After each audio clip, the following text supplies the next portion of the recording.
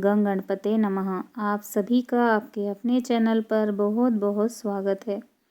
आज इस वीडियो में हम माघ मास महात्म्य के छठे अध्याय का रसपान करेंगे। सबसे पहले हम गणेश जी की वंदना करेंगे।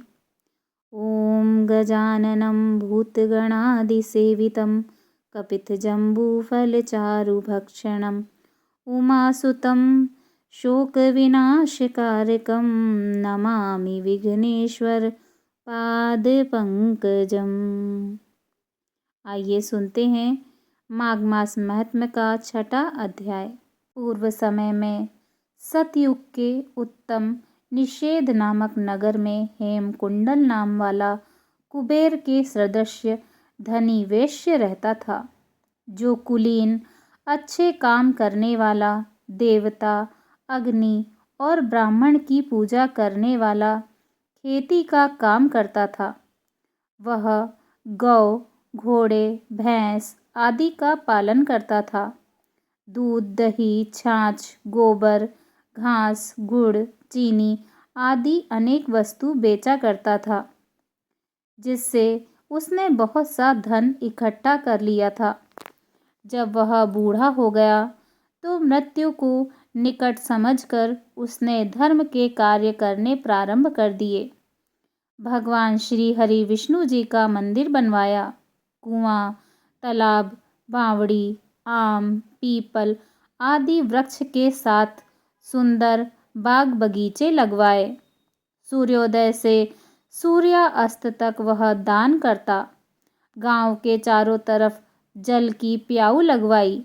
उसने सारे जन्म भर जितने भी पाप किए थे उनका प्रायश्चित करता था। इस प्रकार उसके 2 पुत्र उत्पन्न हुए, जिनका नाम उसने कुंडल और विकुंडल रखा।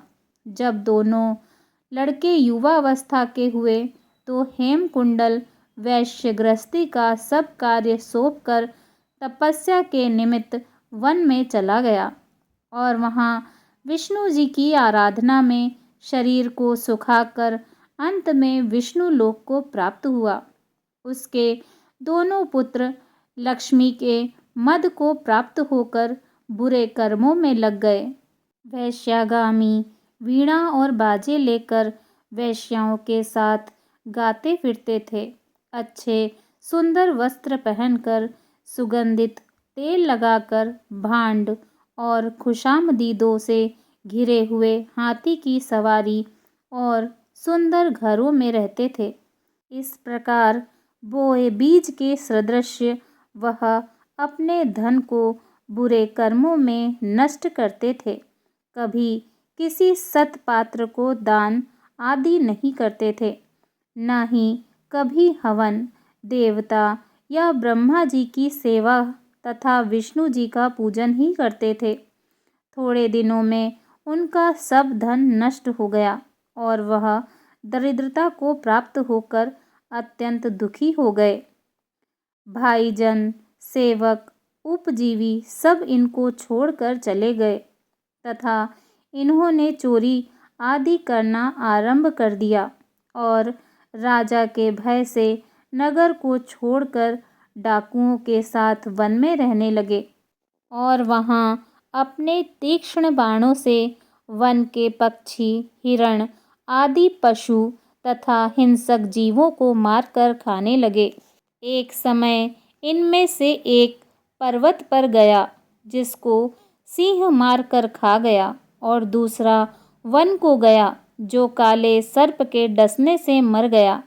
तब यमराज के दूत उन दोनों को बांधकर यम के पास ले आए और कहने लगे कि महाराज, इन दोनों पापियों के लिए क्या आज्ञा है।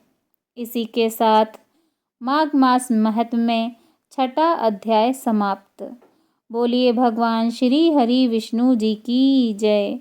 ओम नमो भगवते वासुदेवाय नमः।